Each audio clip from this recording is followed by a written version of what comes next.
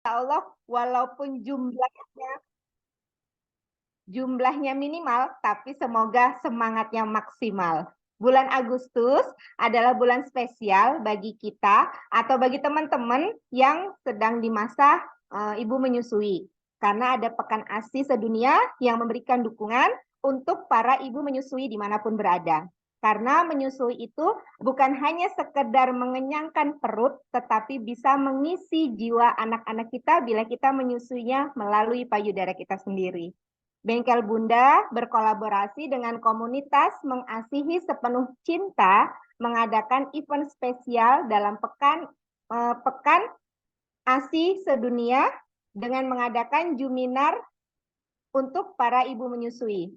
Juminar ini di tahun 2023, Pekan ASI mengangkat tema Enabling Breastfeeding Making a Difference for Working Parents, didukung oleh IP Asia, kemudian menggandeng media partnernya Rumah Asa, Ibu Profesional Garut, Ibu Profesional Cirebon Raya, dan Ibu Profesional Samkabar. Boleh dong dikasih tepuk tangannya teman-teman semuanya, sahabat Bengkel Bunda. Hari ini saya Nur Laila, kurang lebih 2 jam mendatang akan menemani sahabat semua bersama dengan narasumber yang luar biasa pada sore hari ini. Sebelumnya, mohon izin, kami dari Bengkel Bunda ingin sedikit spill apa sih menu yang dimiliki oleh Bengkel Bunda. Karena Bengkel Bunda yang sudah merayakan tahun kedua, tanggal 22 Juli kemarin, jadi kami sedang lucu-lucunya, insya Allah kami membawakan program yang bisa memberikan manfaat bagi teman-teman dimanapun berada.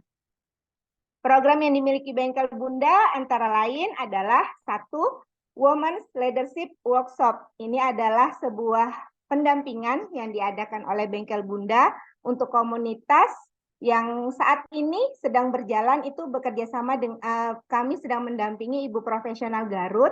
Sebelumnya sudah berjalan Ibu Profesional Cirebon Raya. Mungkin sebelumnya nanti kalau misalkan saya ada salah bisa ditambahkan oleh Teh Endang, karena kebetulan saya sendiri masih baru bergabung di Bengkel Bunda. Jadi mungkin masih banyak yang sebelum-sebelumnya yang saya belum tahu, nanti bisa dikoreksi oleh Teh Endang. Kemudian akan ada program lagi. Kali ini kami akan bekerja sama dengan Rumah Konsultasi Bakat mengadakan Juminar menemukan potensi anak melalui kegiatan di rumah pada tanggal 30 Agustus tahun 2023. Bagi sahabat, bagi yang berminat untuk mengikuti acara tersebut atau mungkin memiliki komunitas yang ingin bekerja sama atau pengen didampingi oleh Bengkel Bunda, boleh nih, boleh japri Teh Endang atau boleh japri langsung Teh Fuji. Mungkin Teh Fuji apa sudah bergabung atau belum? Bisa juga langsung bertanya dengan Teh Endang.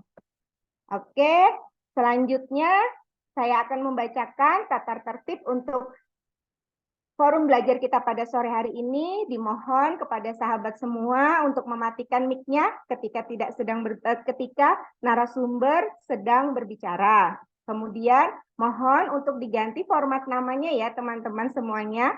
Diganti dengan nama, kemudian underscore, dan domisilinya.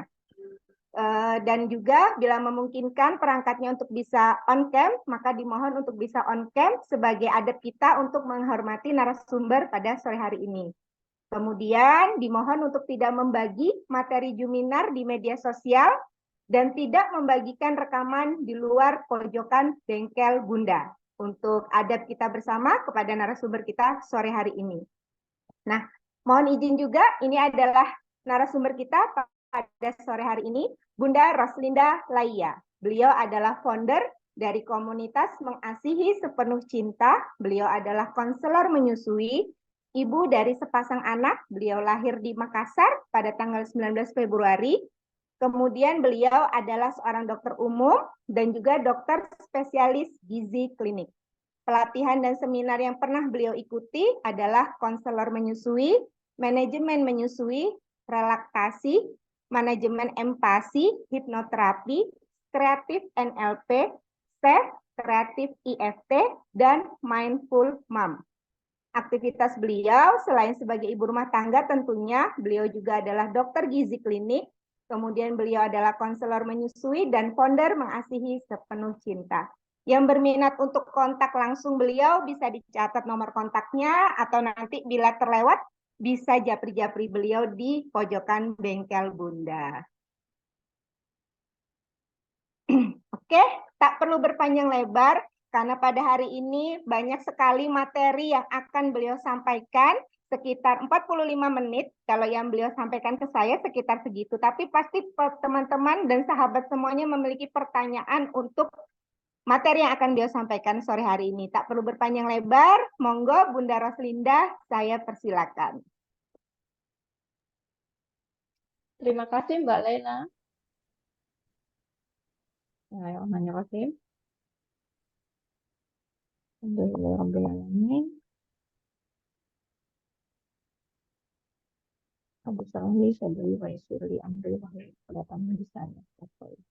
Assalamualaikum warahmatullahi wabarakatuh. Assalamualaikum warahmatullahi wabarakatuh. Waalaikumsalam. Semoga bunda-bunda semua, saya panggil bunda-bunda ya. Semoga bunda-bunda semua sehat ya. Alhamdulillah kita bisa ketemu sore hari ini. Bahkan ada yang dari 9 orang, ada Teh Endang sama ini ya, tadi yang dari luar sana. Dari apa tadi? Mbak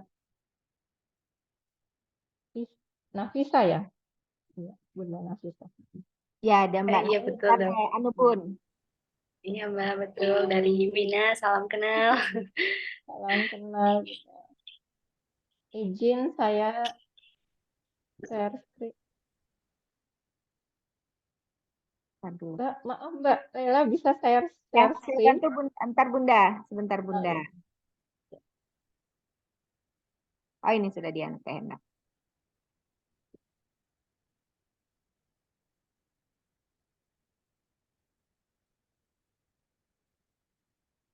Oke, monggo Bunda. Ya, terima kasih. Nah, kali ini kita akan ngobrol tentang dukungan untuk ibu menyusui. Nah, ternyata angka menyusui di Indonesia itu masih sangat rendah, di bawah 60%. Jadi berdasarkan survei status gizi Indonesia tahun 2021, ternyata angka ASI eksklusif di Indonesia masih 52,5%. Jadi masih sangat rendah ya. Kemudian bahkan IMD-nya sekitar 48%. Sementara itu sangat penting untuk mendukung tumbuh kembang anak yang optimal. Nah, mengapa menyusui? Sama seperti aktivitas lain, untuk melakukan suatu aktivitas, kita perlu tahu kenapa kita perlu melakukan itu. Nah, niatnya akan optimal, niatnya akan bulat, kokoh, teguh jika kita tahu apa dasarnya kita mau melakukan suatu aktivitas. Slide berikutnya, Mbak Enam.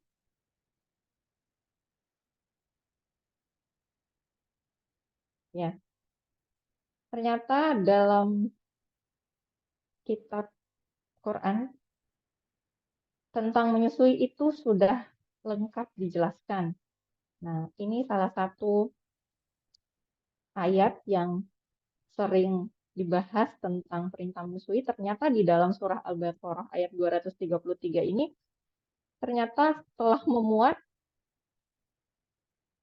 beberapa hal tentang menyusui, bukan hanya berapa lama menyusui, tetapi juga di sini disebutkan juga tentang tanggung jawab ayah. Jadi menyusui bukan hanya peran ibu, tetapi di sini dijelaskan juga bahwa kewajiban ayah menanggung nafkah dan pakaian. Jadi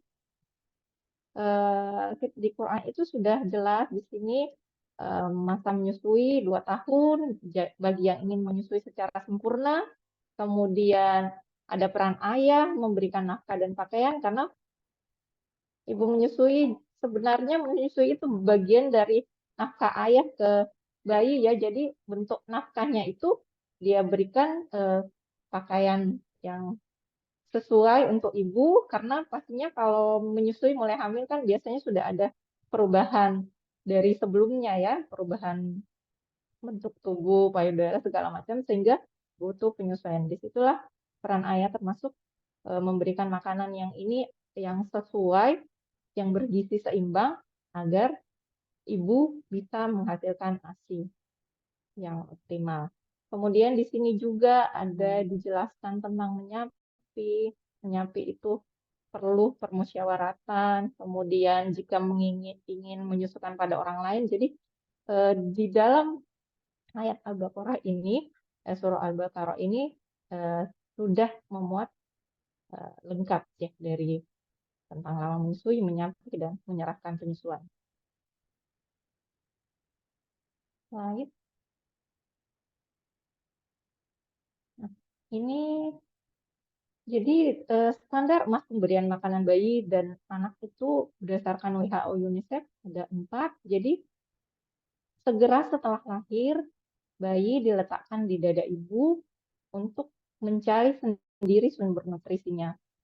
Karena di 1 jam pertama ini bayi masih adaptasi, jadi dia butuh mencari sendiri sumber nutrisinya.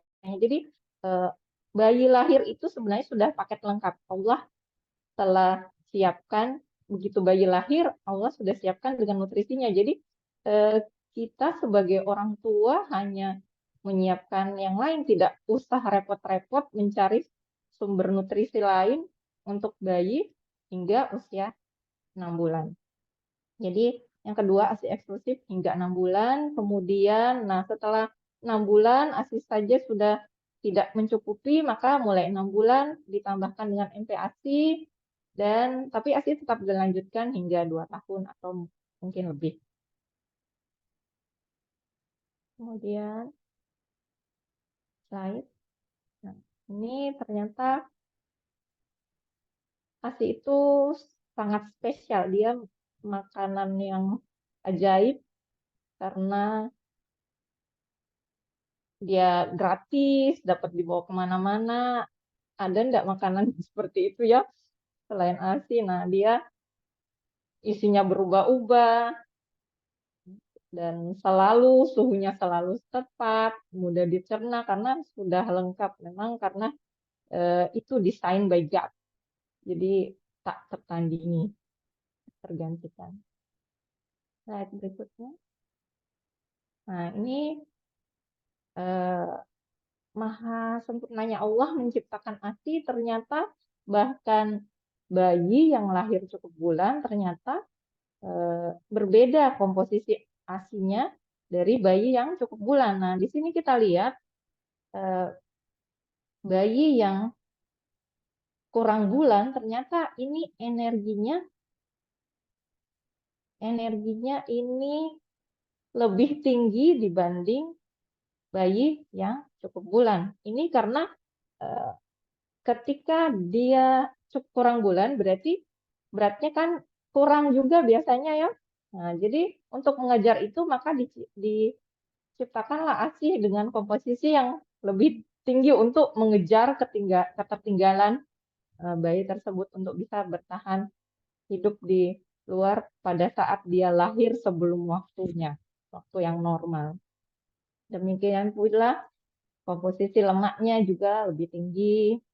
Nah, pokoknya Allah ciptakan spesial sesuai dengan masing-masing bayi tersebut. Baik.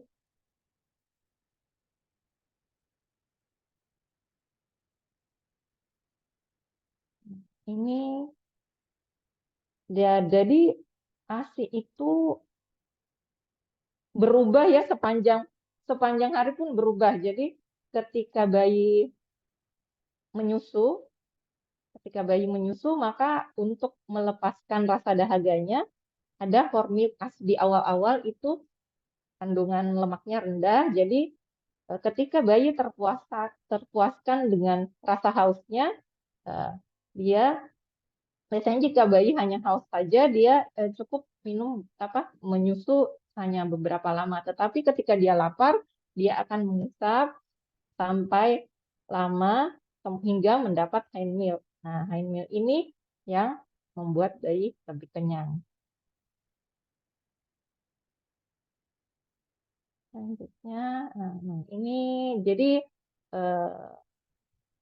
air susu itu spesifik untuk setiap spesies mamalia. Jadi ini ada 4 macam jenis mamalia dan ini kita lihat bahwa dibandingkan susu sapi dengan susu manusia, ini kita lihat komposisinya sangat jauh berbeda ya. Ini kalau lemak sih hampir sama antara susu manusia dengan sapi.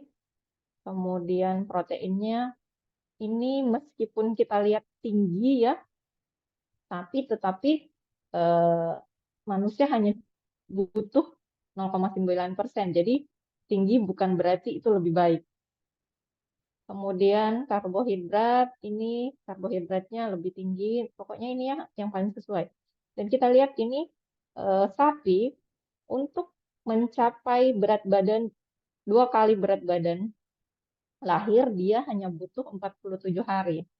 Sedangkan manusia butuh waktu 180 hari atau 6 bulan. Nah, itulah mengapa ketika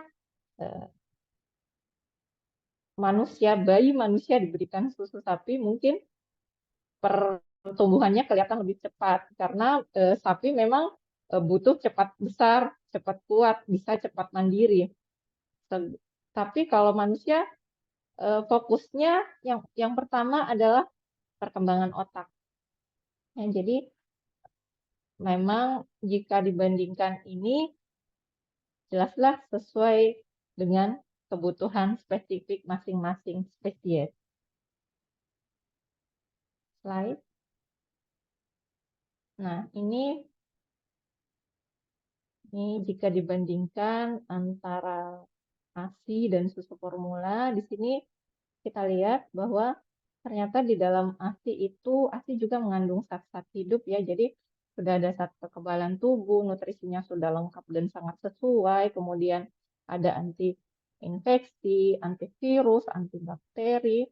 Kemudian untuk kecerdasan dan proses menyusui pasti ada ikatan kasih sayang. Jadi memenuhi kebutuhan bayi. Jadi bayi baru lahir itu sebenarnya kan butuh karena adaptasi butuh kasih sayang ibunya, butuh pelukan ibunya, kemudian dia butuh nutrisi, kemudian dia kalau dekat ibunya pasti merasa aman. Ketika baru perpindahan antara dunia di dalam kandungan dengan dunia di luar itu dengan menyusui dia mendapatkan semuanya. Jadi bayi jadi lebih tenang, akhirnya nanti pertumbuhan perkembangannya juga lebih optimal. Slide.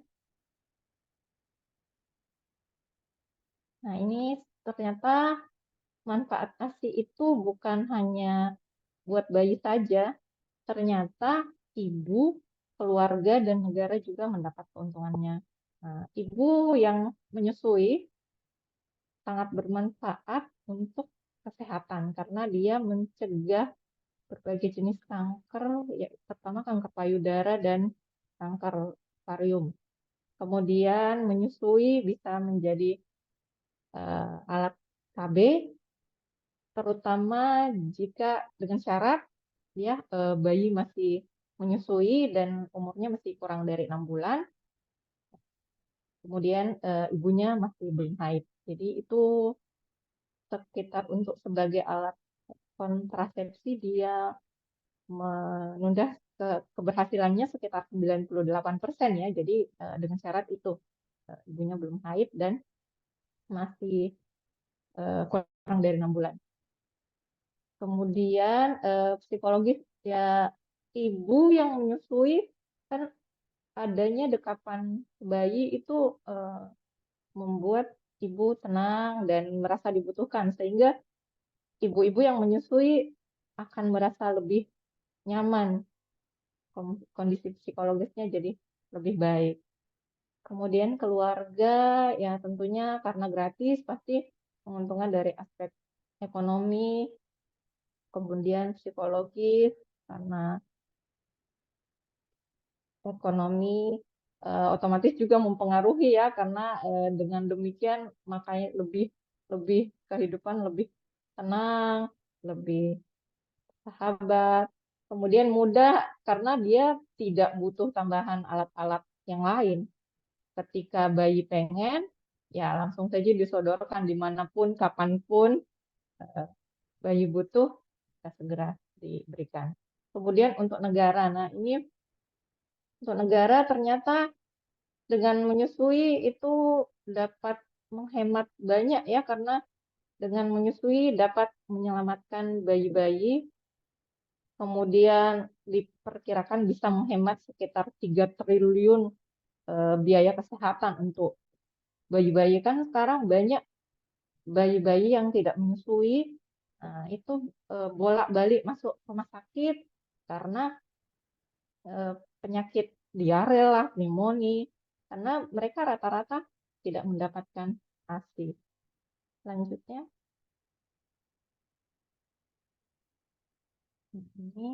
nah ini manfaat bagi bayi yang lebih spesifik. Nah, di sini ternyata bayi yang mendapat ASI ternyata 17 kali lebih jarang terkena pneumonia atau radang paru. Kemudian 25 kali lebih jarang kena diare yang berat. Ini diare penyakit yang paling sering terutama di awal-awal MPASI ya. Kemudian dia lebih jarang menderita kanker, mengurangi resiko diabetes, obesitas, kemudian terlindung dari penyakit infeksi, mengurangi resiko kurang gizi, dan mengurangi resiko penyakit jantung dan pembuluh darah. Baik. Nah, bagaimana proses menyusui? Nah, ini sebenarnya video. Jadi selama saat menyusui ada 2 hormon yang berperan. Nah, yaitu yang utama itu prolaktin dan oksitosin. Nah, kalau prolaktin ini dia tidak bisa dimanipulasi. Dia perannya ketika payudara dikosongkan, maka prolaktin berfungsi untuk menghasilkan ASI, memproduksi ASI. Kemudian yang berikutnya oksitosin ini bisa dimanipulasi. Ini hormon cinta, jadi dia berperan untuk pengeluaran ASI. Ketika ibunya senang, maka ASI bisa lancar keluar. Tetapi ketika bayinya tidak ibunya tidak nyaman, misalnya capek, atau itu yang membuat ASI tidak keluar. Nah, ini yang sangat penting juga oksitosin. Kenapa biasanya ibu-ibu terasa payudaranya berisi tetapi tidak bisa keluar? Biasanya pada kasus-kasus anak sakit, biasanya karena ibunya stres, jadi oksitosin terhambat keluar. Jadinya ASI tidak bisa dialirkan keluar. Slide selanjutnya. Nah, ini juga penting ketika ini salah satu yang bisa membuat ASI tidak optimal keluar dan bisa menyebabkan puting lecet. Ya. Jadi posisi menyusui itu perlu diperhatikan ya. Saat menyusui muka bayi harus menghadap payudara, jadi bayinya harus didekap, kemudian muka bayi menghadap payudara ibu, perutnya menempel, kemudian telinga dan lengan bayi dalam satu garis lurus. Kemudian punggung bayi tersanggah dengan baik. Selanjutnya. Kemudian ini perlekatan. Nah, perlekatan menyusui ini sangat penting diperhatikan. Ini yang di atas ini untuk bayi-bayi yang sudah mengenal DOT, biasanya karena kan DOT itu tidak perlu membuka lebar mulut, jadinya dengan terbiasa seperti itu, jadinya dia tidak mampu menyusu dengan baik. Kemudian ini yang di bawah, inilah ini juga video. Jadi posisi perlekatan yang benar, ini yang sangat menentukan ya agar bayi bisa mengisap dengan optimal. Jadi dagunya nanti menempel di payudara. Jadi bayi itu mengisap payudara, mulutnya masuk lebih banyak ke bagian yang agak gelap dari bagian areola sehingga dia bisa mengisap dengan baik. Ini kalau salah, kalau posisi yang seperti di atas ini yang menyebabkan puting lecet karena payudara puting itu tergesek oleh bagian langit-langit bayi yang agak keras. Sementara kalau posisinya tepat, dia puting itu berada di langit-langit yang lunak. Nah, langit-langit itu kan ada yang di depan itu agak keras kan. Nah, ketika puting itu tergesek dengan payudara dengan langit-langit yang keras, disitulah gampang lecet. Selanjutnya, nah ini volume lambung bayi. Nah, jadi di hari pertama seperti yang kata Teh Endang, iya.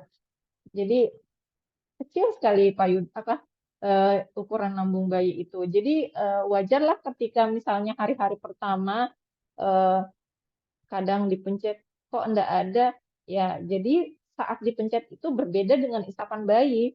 Jadi jangan lihat bahwa ketika dipencet enggak ada berarti itu belum ada. Jadi tetap susui bayi di hari-hari pertama karena memang lambungnya masih kecil, jadi produksi ASI di hari-hari pertama memang masih seperti itu. Nantilah biasanya di sekitar hari kelima, 3 sampai 5 biasanya mulai terasa penuh ya payudara. Nah, ini perlu kita ketahui karena kadang ibu-ibu kalau tidak punya ilmu ini masih awal sudah kok ya ketika dia merasa kok dan tidak ada ilmunya, disitulah dia down dan tidak bisa melanjutkan menyusui. Apalagi kalau orang-orang yang di sekitar juga tidak punya ilmu, ya sudah deh habis jadinya ketika tidak ada dan termasuk dukungan fasilitas kesehatan tentunya ya. Nah, ketika seperti itu ya batal deh dapat ASI-nya. Selanjutnya, nah untuk melihat bahwa ASI saya cukup enggak, yang diperhatikan adalah ketika bayi menyusu tampak puas setelah menyusu, kemudian bisa tertidur lelap, bisa juga dilihat dari buang air kecilnya. Untuk bayi yang baru lahir, biasanya buang air kecilnya masih sekali sehari. Kemudian hari kedua, 2 kali sehari. Hari ketiga, 3 kali sehari. Mulai hari kelima, 6, mulai pipisnya 6 kali sehari. Jadi sebaiknya bayi yang baru lahir, kan pipisnya kan tidak banyak. Sebaiknya masih pakai popok kain biar bisa dipantau cukup enggak ASINya. Jangan sampai kebablasan. Biasanya ciri-cirinya juga kalau misalnya kurang ASI, kadang bayi tiba-tiba rasanya kok hangat-hangat, berarti dia kekurangan asupan cairan. Kemudian kalau anak yang lebih besar, biasanya kenaikan berat badannya sesuai dengan grafik pertumbuhan. Nah, untuk bayi yang baru lahir, biasanya setelah lahir, biasanya berat badan mulai turun dulu, biasanya sekitar 7-8%, kemudian normal kembali di 2 pekan. Pas di usia 2 pekan biasanya berat badannya sudah kembali ke berat badan lahir. Nanti kemudian dia meningkat pesat dan di usia 1 bulan biasanya minimal kenaikan berat badan sudah sekitar 800 gram. Slide selanjutnya. Nah, ini bagaimana kalau ibunya bekerja? Bisakah tetap menyusu? saat menyusui.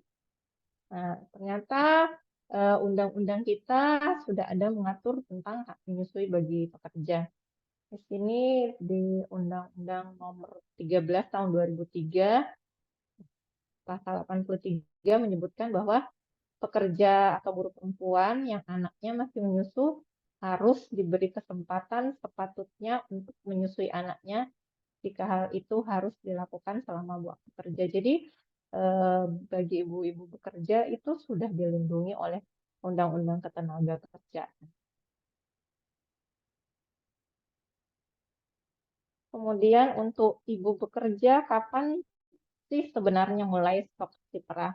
Nah, biasanya kan kalau ibu bekerja kadang karena tidak tahu sejak awal sudah mulai pumping buat stok sampai nanti stoknya sampai dibelikan khusus freezer, padahal kan stoknya secukupnya saja. Kira-kira seberapa banyak kebutuhan bayi saat ditinggal kerja. Jadi mulailah sekitar 1 bulan atau 2 pekan sebelum ibu bekerja baru stok-stok ini nasi perah. Kemudian, nah kalau mau stok perah biasanya kan banyak yang kejar tayang ya. Jadi prinsipnya produksi ASI tergantung isapan bayi. Jadi makin sering payudara dikosongkan, makin banyak produksi ASI. Yang paling baik memang menyusu langsung. Kalau misalnya rumah tidak terlalu jauh dari kantor ya mungkin lebih bagus menyusu langsung. Tetapi kalau toh jauh ya memerah secara rutin di tempat kerja ya usahakan setiap 3 atau 4 jam agar produksi ASI tetap berlanjut. Iya benar, Mbak Roro ya, lebih enak menyusu langsung. Lanjutnya Mbak.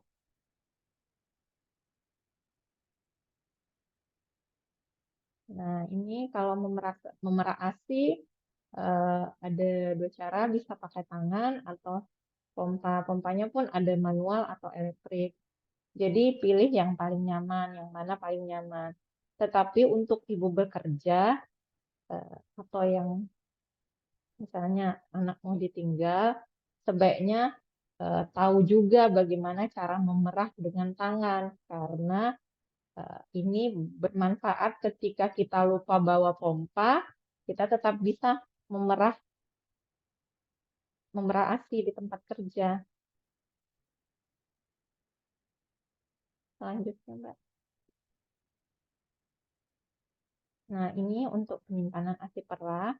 Jadi, untuk penyimpanan ASI perah, ini ada, jadi kalau di suhu ruangan dengan suhu 25 derajat, itu tahan sekitar 6-8 jam. Tapi ini untuk penyimpanan ya, jadi pada prinsipnya kita perlu tahu bahwa yang paling segar itulah yang paling baik. Jadi ini hanya panduan kalau ketika memang kita ASI yang kita perah bisa disimpan mungkin maksimal 5 hari, maksudnya cukup untuk kebutuhan anak, misalnya bisa kepake misalnya kita memerah hari ini bisa untuk besok ya janganlah di freezer. Itu kalau untuk di freezer itu hanya untuk persiapan kalau kita kejar tayang. Jadi nggak usah terlalu banyak di stok di freezer hanya ketika mungkin jadi makanya kalau ibu bekerja sebaiknya sudah bisa memperkirakan di awal-awal mungkin sebelum selesai cuti bisa diperkirakan berapa banyak sih kebutuhan ketika ditinggal sekian jam kerja, ketika saya pumping sekian. Jadi, tetapi mungkin kalau misalnya bayi tidak terkejar saat ini, saat ditinggal, insya Allah bayi bisa mengejar saat ibu pulang kerja. Jadi biasanya kalau ibu-ibu bekerja, biasanya bayi akan nempel ya sepanjang malam. Dia itu artinya mengejar kebutuhannya, kebutuhan ASINya yang tertinggal di saat siang tadi. Selanjutnya, Mbak.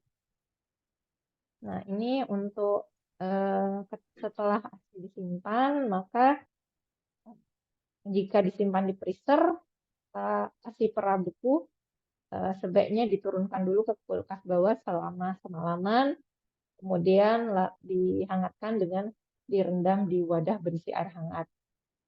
Jadi jangan pernah memanaskan dengan kompor atau microwave karena itu menyebabkan kandungan nutrisinya makin banyak yang berkurang. Selanjutnya. Nah, ini untuk pemberian ASI perah saat mengajar anak diberikan ASI perah sebelum ditinggal itu sejak awal jangan pernah ibunya yang mengajari ya. Jadi sejak awal diajar minum ASI perah, yang lakukan adalah pengasuh yang akan menjaga nanti. Posisikan bayi setengah duduk, gunakan sendok, cangkir, pipet, atau sop cup feeder, sehingga hindari penggunaan botol susu dot, karena dengan menggunakan cangkir, pipet, bayi akan rindu terus dengan payudara ibunya. Baik, selanjutnya. Nah, ini juga perlu kita tahu karena ketika kita mulai menemukan tantangan saat menyusui, di mana susu formula aksesnya sangat-sangat mudah saat ini, ketika kita tahu bahwa begitu banyak bahaya susu formula, maka kita punya kita tidak akan tergoda untuk memilih ini. Nah, di sini kita lihat bahwa begitu banyak dampak buruk penggunaan susu formula pada anak. Namun untuk kondisi khusus mungkin memang dibutuhkan. Jadi kalaupun nanti membutuhkan susu formula itu seharusnya diresepkan oleh dokter, bukan dijual bebas. Jadi ini lihat banyak sekali bahaya penggunaan susu formula. Slide selanjutnya. Nah, untuk mendapatkan informasi agar bisa sukses menyusui hingga 2 tahun atau lebih, maka perlu ada kontak dengan konselor. Jadi kapan waktunya? Yaitu 2 kali saat hamil dan selanjutnya saat IMD, kemudian setelah lahiran, dan selanjutnya usia 7 hari, 2 pekan, itu untuk mengevaluasi apakah bayi sudah bagus posisi perlekatan, apakah ada tantangan selama masa-masa itu. Jadi ibu terus kontak dengan konselor dan ibu sebaiknya ada komunitas yang saling mendukung, karena ketika ibu-ibu punya komunitas atau support system, dia ketika menemukan tantangan, dia menemukan teman untuk berbagi cerita atau saran-saran. Selanjutnya, Mbak. Ya, terima kasih.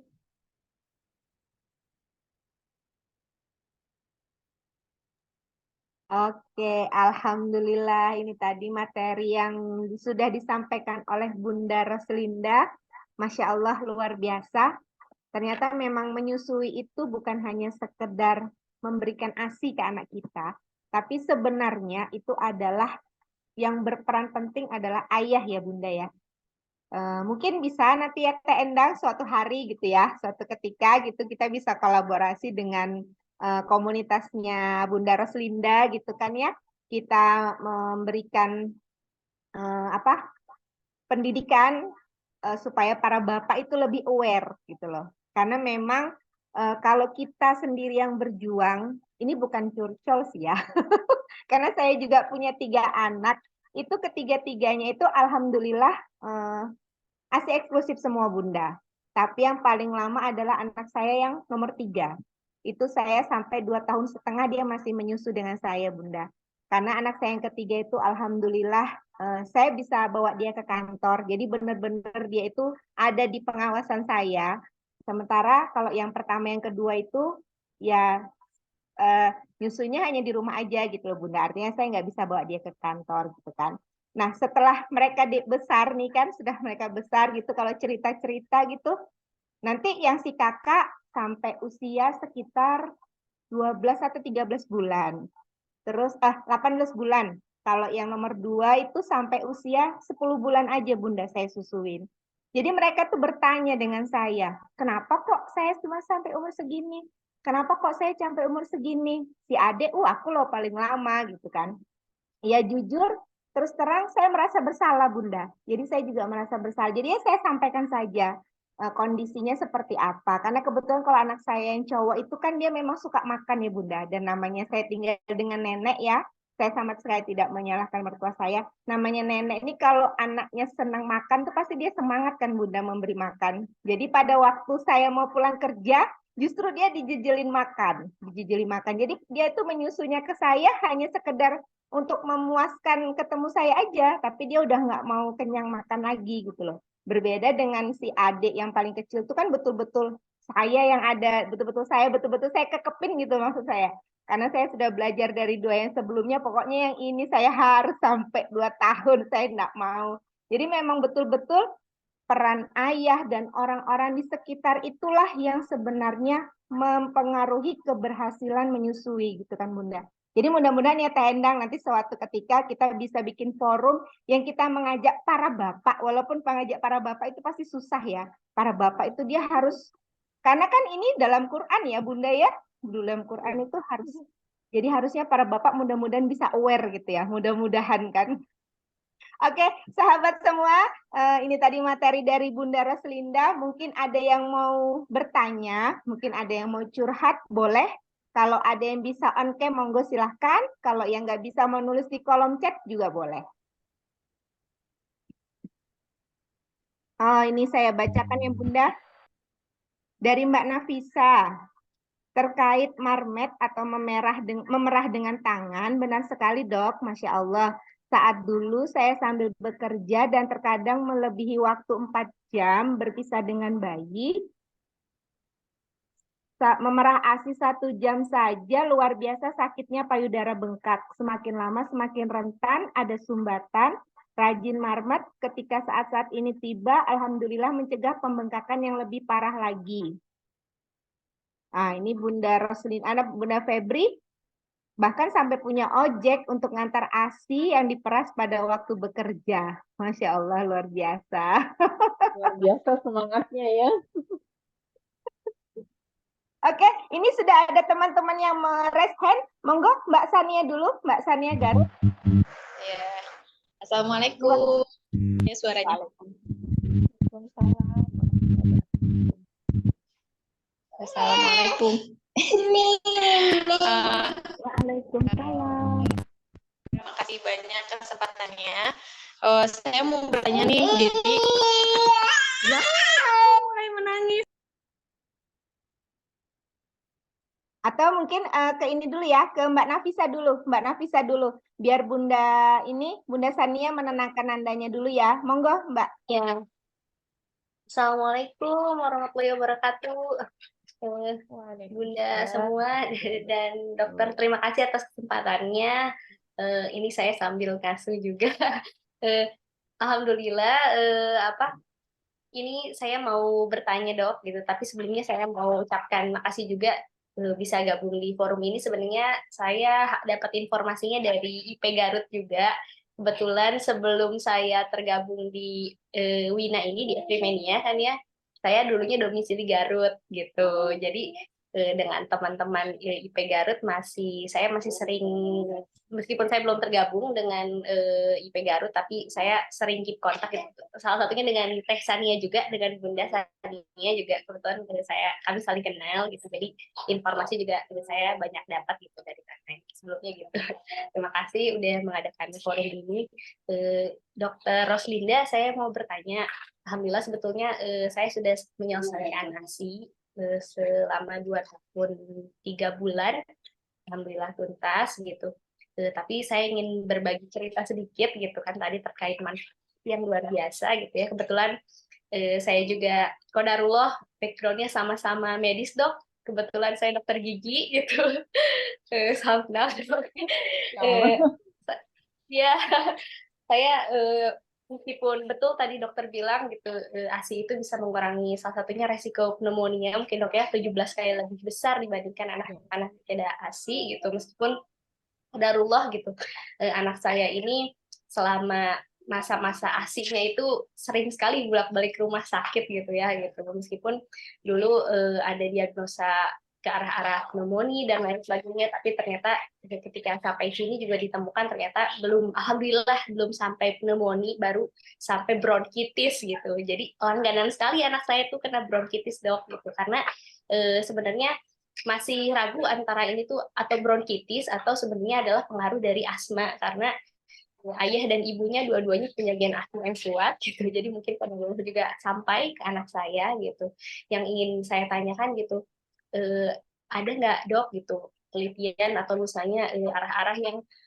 mengarah apa ya manfaat ASI tersendiri itu untuk mencegah berbagai penyakit. Kenapa ya saya ngelihat sekarang masa sekarang tuh kayak common gitu dok anak-anak mendapatkan penyakit semacam alergi kayak sering gitu termasuk salah satu anak saya gitu ya entah mungkin ini memang dulu sesak nafasnya itu karena asma juga mengaruh setiap flu pasti dia asma gitu atau memang infeksi yang sudah sampai ke bronkitis gitu ya ini juga masih menjadi abu-abu gitu bagi saya di sini gitu ya itu paling pertanyaan saya dok ada nggak sih dok sebenarnya penelitian atau misalnya arah-arah yang vaksin itu sebenarnya ada potensi nih mengarah baik juga untuk imunitas anak terkait ke arah alergi ataukah sebenarnya sumber alergi itu adalah saya sendiri gitu dok karena kan ASI saya misalnya memakan sesuatu makanan yang kurang baik gitu ya untuk anak saya menimbulkan reaksi alergi dan lain sebagainya atau bagaimana sih caranya mencegah agar alergi tidak sampai ke anak ketika kita tuh benar-benar fokus ingin menyelesaikan ASI sampai tuntas gitu panggilan saya makasih banyak dok Oke. dan Terima bunda-bunda kasih. semua. Ya. Monggo silakan Bunda Ruslinda dari Dokter Nafisa. Baiklah. Terima kasih Dr. Nafisa. Mengenai alergi, banyak penelitian bahwa ASI itu dapat mencegah alergi. Tetapi untuk alergi itu kan sering terlalu mudah untuk orang menegakkan diagnosis alergi. Untuk memastikan kan butuh sebenarnya pemeriksaan tes, berbagai tes untuk memastikan itu alergi. Jadi sekarang kan kulit bentol-bentol saja dikira alergi, padahal belum tentu. Jadi apakah memang anak Bunda Nafisa itu benar-benar alergi kah? Atau seperti apa? Tetapi biasanya kalau anak-anak kena alergi, asma itu biasanya semakin bertumbuh besar setelah usia di atas 5 tahun, biasanya kalau alergi itu akan berhenti sendiri seiring dengan pertambahan usia. Kalau ditilik dari segi psikologis, saya kan juga senang belajar dari sisi emosional. Nah, ternyata alergi itu ada juga kaitannya dengan masalah psikis emosional. Jadi mungkin bisa dari situ juga. Jadi bukan ASI-nya yang ini, bukan ASI-nya yang bermasalah, bukan dari ibu yang misalnya makan makanan yang menyebabkan alergi, lantas anaknya alergi, bukan seperti itu. Jadi mungkin bisa Bunda cari tahu apakah benar-benar reaksi itu memang benar alergi, mestinya butuh tes ya untuk banyak biasanya lab kalau memang curiga alergi makanan apa misalnya atau apa debu-debu kah apa tungau apa segala macam itu eh, ada tesnya jadi tidak sekedar kalau misalnya sudah berulang begitu sebaiknya diperiksa untuk memastikan apa benar itu alergi atau seperti apa. Semoga Terima kasih menjawab. banyak. Terima kasih banyak dok. Ya, mungkin nanti betul harus ditindaklanjut lebih jauh ya dok terkait diagnosa alergi itu tidak semudah itu kan karena sekarang Iya, kan mungkin iya. informasi media sosial begitu ini ya dok ya begitu Iya. ramai gitu jadi Makan banyak ini gitu gitu ya. mulai sedikit-sedikit Ya. alergi gitu. Iya benar. Sedikit-sedikit Begitu alergi mudahnya. gitu. Iya, iya, iya, iya, Ya. betul itu PR juga mungkin ya untuk kita semua, termasuk saya juga mencari tahu lebih banyak yang dibuktikan dengan pemeriksaan tes ya gitu mungkin dok ya yang lebih pasti ya. Banyak dok. Turun bunda-bunda semua. Assalamualaikum. Salam. Terima kasih Mbak Nafisa. Mungkin bisa beralih ke Mbak Sania. Bisa sudah kondusif kah? Monggo Mbak. Ya, insya Allah nih. Tapi jadi nggak bisa on cam ya, mohon maaf. Oh iya, monggo nggak apa-apa. Oke, Assalamualaikum. Semua bunda-bunda, terima kasih kesempatannya. Saya mau, apa jadi sebutnya nih, konsultasi. Jadi saya tuh, ini anak ketiga. Anak ketiga saya masih usia 14 bulan. Nah, saya tuh merasa dari awal gitu ya, dari awal lahir, lebih ke mungkin di 2 bulan atau 2 bulan apa ketiga bulannya tuh saya merasa ASI saya tuh nggak sederas waktu menyusui anak ke-1 dan kedua gitu. Nah, dan ternyata itu tuh berefek pada maksudnya saya juga agak yakin kalau ASINya nggak terlalu banyak tuh karena berat badan anak saya yang ketiga ini tuh nggak pernah segemoy yang pertama dan yang kedua itu gitu. Jadi bener-bener kayak ya udah sih gitu normal-normal aja gitu sih berat badannya tuh kenaikannya. Nah terus yang jadi masalah tuh sekarang ini baru selesai demam nih 10 hari. Nah kemarin tuh ke dokter, terus anak saya tuh usia 14 bulan, kiloannya cuma 8 kilo. Ya Allah itu tuh udah kayak mepet banget di garis merah kan ya. Ya Allah itu galau sekali sampai ini harus kayak gimana gitu. Emang sekarang tuh agak sulit makan sulit gitu. Terus untuk ASI saya tuh kayak ngerasa ASI saya tuh kayak kosong gitu. Tapi kalau lagi saya menyusui yang sebelah kiri misalnya, nah yang kanan tuh rembes kan kayak aneh gitu ya bisa rembes tapi kok saya merasanya ini tuh kosong gitu tapi ada yang rembes-rembes. Nah saya tuh kayak ini tuh harus gimana ya antara emang harus memperbaiki MPASI itu pasti gitu. Tapi apakah memang ASI saya tuh kosong kalau misalnya suka rembes tapi emang merasanya tuh kayak kosong gitu. Nah terus yang jadi masalah juga adalah anak saya ini usia 14 bulan ini dia kalau dikasih minum masih yang dikeluarin gitu. Jadi dia minum nih pakai sedotan. Nah, nggak semuanya masuk, tapi dikeluarin gitu. Jadi kayak main air akhirnya kayak gitu. Itu tuh terus aja gitu sampai sekarang mau minuman apapun gitu. Maksudnya mau air putih, terus saya juga pernah coba susu, terus misalnya jus buah kayak gitu. Itu tuh selalu seperti itu. Apa ada yang bermasalah gitu di apa namanya? Berarti motornya anak saya gitu. Apakah itu juga jadi masalah? Soalnya ini teh jadi bikin galaunya tuh karena BB-nya seret gitu. Dan dengan faktor-faktor yang tadi. Itu gimana ya Bun? Mohon pencerahannya. Terima kasih banyak. Wassalamualaikum warahmatullahi wabarakatuh.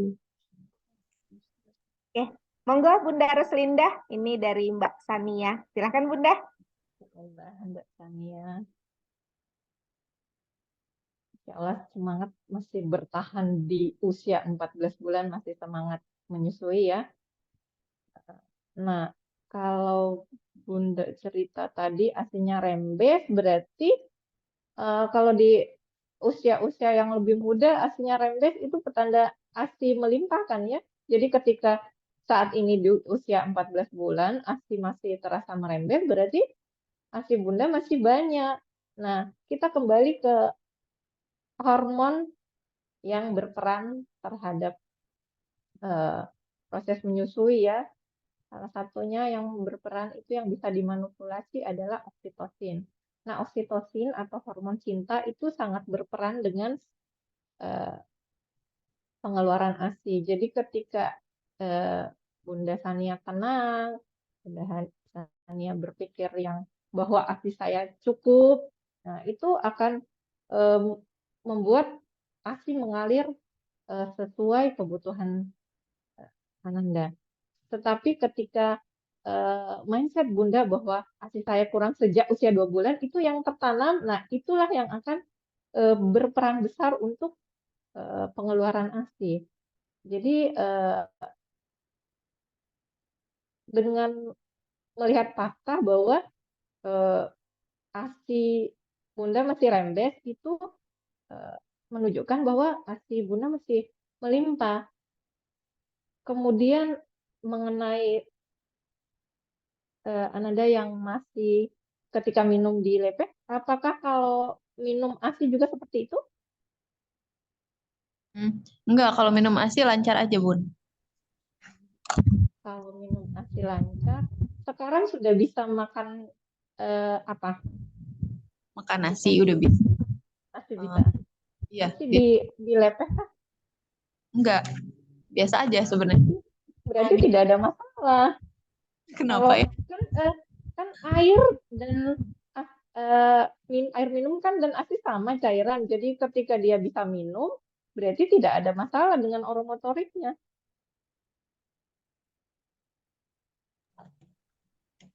Tapi jadi kenapa ya suka dikeluarin kalau minum? Jadi saya tuh rasanya berarti kurang nih kayaknya air putihnya gitu. Kan kalau habis makan tuh dikeluar-keluarin aja gitu sampai basah semua. Sebelumnya seperti itu kan? Iya, jadi pokoknya saya sama sejak usia ini kayaknya anaknya belum bisa minum gitu sampai kayak gitu kita mikirnya. Padahal kan ya dia minum ASI biasa aja gitu. Nggak pernah nggak banyak gumoh juga malah kalau yang ini yang ketiga. Tapi kalau minum air selalu kayak gitu kayak mau dimasukin aja sama anak. Kalau minum ASI peras seperti itu juga? Nah, saya nggak ngasih tuh, saya pokoknya hanya menyusui aja gitu, jadi nggak pernah nyoba dot, nggak pernah nyoba apa lagi, pakai sendok gitu, nggak pernah kayak gitu. Kalau kuah sayur seperti itu juga kan? Kalau dimakan makan ya, aneh ya. Tidak, berarti mungkin rasa atau apa ya yang dia kurang suka. Oke deh. Jadi sebenarnya Bunda pertama produksi ASINya sih bagus, tinggal nanti sebenarnya kan anak itu sangat merasa loh ketika kita berpikiran bahwa saya kurang, anak saya kok malas makan, anak saya kok itu pikiran yang ada di kepala kita yang membanding-bandingkan anak pertama dengan dia, anak-anak yang sebelumnya itu vibes-nya itu akan berpengaruh loh ke Ananda yang ini. Jadi mungkin Bunda berlatih untuk bagaimana berpikir bahwa, nah dengan berdasarkan fakta-fakta yang ada itu, kan Bunda bisa berpikir bahwa oh alhamdulillah saya cukup, toh bayinya juga anaknya juga mau menyusut dan bisa menelan dengan bagus. Nah ketika kadang sebenarnya rasa tidak tenang kok anak saya sudah di garis merah, itu semua yang mempengaruhi sepanjang hari kondisi perasaan Bunda. Ketika Bunda menikmati dan memang sebenarnya fase hidup ini kan memang seperti itu, ada naik ada turunnya. Jadi ketika kita pada posisi Ananda lagi sedang tidak baik-baik saja, posisi berada di dekat garis merah itu kita nikmati saja dulu prosesnya. Ketika kita tidak terima, kemerungsung, gelisah, nah itu akan terasa sama anak kita. Jadinya dia tidak bisa menikmati juga dengan optimal. Oke, siap Bun. Terima kasih banyak. Iya sih kayaknya mindset Ya, saya. semoga membantu ya. Iya. Amin. Kayak rentan stres gitu mungkin ya kalau Iya, lebih ke itunya sih Bun. betul Lebih betul. ke kelola. Itu. Karena anu Bunda ya, sudah di garis merah itu kan apalagi sekarang lagi rame-rame stunting, jadilah kita Ya. sebagai orang tua semakin merasa genting dan ini adalah tanda bahaya gitu kan. Mungkin Mbak Sanianya mungkin kita harus lebih sering ya, namanya kita ibu ya, afirmasi positif kali ya Bunda ya. Jadi setiap hari ada Self love. ya, kita harus berpositif thinking. Tapi ini saya ada kita sekedar sharing ya. Jadi kebetulan ibaratnya ada teman juga dari ibu profesional juga Mbak Indah itu pernah memberikan beliau menyampaikan pendapatnya gitu ya bahwa namanya kita ini sebagai ibu kan memang energi kita tuh sama anak betul-betul dekat ya Bunda ya. Apalagi untuk anak-anak yang usianya memang dia masih sangat kecil gitu kan. Jadi mungkin Mbak Sania nggak tahu saya mungkin apakah pekerja di ranah publik juga kah atau domestik kan saya kurang paham gitu kan. Jadi terkadang memang kalau kita sudah kemerungsung tadi kata Bunda itu kan kita hektik, kita banyak pekerjaan atau kita gimana, itu pasti ada saja itu anak-anak itu membuat hal gitu, entah dia sakit kah atau entah dia gimana gitu kan. Jadi kita harus evaluasi diri kita sendiri kalau beliau itu bilangnya begitu kan. Jadi kita harus evaluasi diri kita sendiri, banyak-banyak istighfar ke kita komunikasi sama anaknya, nanti insya Allah tuh dia mungkin bisa rilis ya energinya Bunda ya atau bagaimana gitu ya. Mungkin teman-teman yang punya ilmu di situ kan bisa paham gitu. Jadi bilang, jadi kalau kita kemerungsung, kita malah udah itu tadi udah nggak yakin, oh kok kayaknya kok air susu saya beda ya dari anak yang pertama sama yang kedua gitu kan. Itu kan pasti kita juga kok dia nggak sama, kok yang sebelah ini pada rembes aja tapi kok kayaknya belum cukup gitu kan. Jadi kita yang harus evaluasi. Semangat Mbak Sania, asinya pasti cukup kok.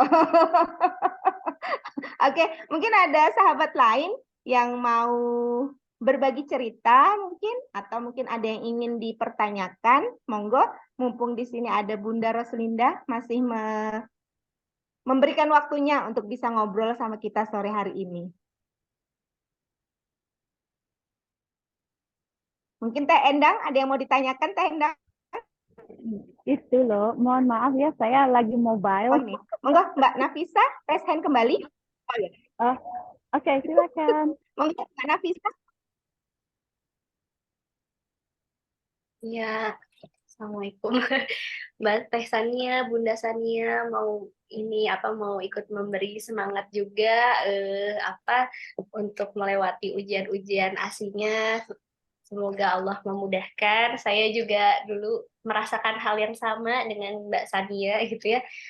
Tapi saya betul tadi juga mengambil garis merah gitu, kesamaan gitu dari yang Dokter Rosalinda juga beritahukan gitu ke saya bahwa mungkin bisa jadi salah satu faktor anak. Saya kan kalau dulu saya masalah anaknya itu ada kemungkinan bisa ke arah alergi, itu berasal dari faktor kecemasan ibu atau misalnya faktor emosional dan lain sebagainya, itu betul sekali gitu. Saya juga dulu merasakan hal itu gitu ya, karena kan berat ya memang ASI itu membutuhkan, betul kata Mbak Laila tadi, membutuhkan support system yang sama-sama kuat, harus sama-sama kuat juga dari semua komponen keluarga, terutama suami, ibu, ayah, mertua juga gitu kan ya. Jadi dulu juga perjuangannya salah satunya juga untuk nggak sungkan untuk meminta tolong gitu sama semua support system, termasuk menguatkan secara emosi gitu, mental gitu. Dan